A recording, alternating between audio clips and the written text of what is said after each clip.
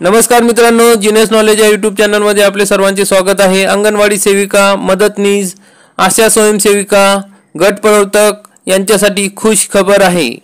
मग अंगणवाडी सेविका, मदतनीस, आशा स्वयंसेविका व गट प्रवर्तक यांना अपघाती मृत्यूसाठी 10 लाख, अपंगत्वासाठी 5 लाख सानुग्रह अनुदान देण्यात येणार आहे, अशी माहिती सार्वजनिक आरोग्य मंत्री डॉक्टर सावंत यांनी दिली। तर मित्रांनो, या संदर्भात काय बातमी आहे याविषयी सविस्तर माहिती या व्हिडिओमध्ये बघणार आहोत, त्यामुळे हा व्हिडिओ आपण शेवटपर्यंत बघा। चॅनलवरती नवीन असाल तर चॅनलला सबस्क्राइब करा। तर मित्रांनो, राज्यात गाव पातळीवर शासकीय योजनांच्या अंमलबजावणीची जबाबदारी आशा स्वयंसेविका, अंगणवाडी सेविका, गट प्रवर्तक यांच्यावर असते।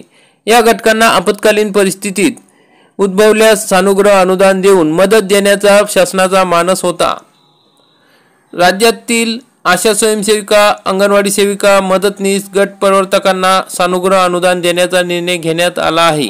त्यानुसार अपघाती मृत्यू झाल्यास 10 लाख आणि अपंगत्वासाठी 5 लाख रुपये अनुदान देण्यास आज झालेल्या मंत्रिमंडळाच्या बैठकीत मान्यता देण्यात आली आहे, अशी माहिती सार्वजनिक आरोग्य मंत्री डॉक्टर तानाजी सावंत यांनी दिली।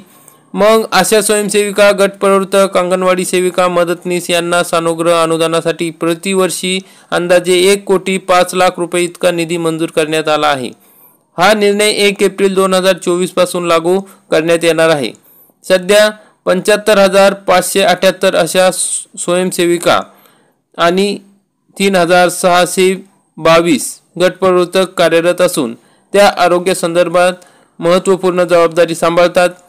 हे करताना अपघाती मृत्यू झाल्यास किंवा अपंगत्व आल्यास त्यांना आर्थिक सहाय्य व्हावे यासाठी हा निर्णय घेण्यात आला आहे।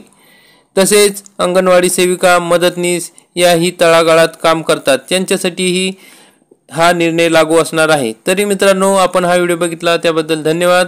व्हिडिओला जास्तीत जास्त शेअर करा। चॅनलवरती नवीन असाल तर चॅनलला सबस्क्राइब करा, बेल आयकॉनला क्लिक करा, म्हणजे असेच महत्त्वाचे अपडेट आपल्याला वेळोवेळी मिळत राहतील।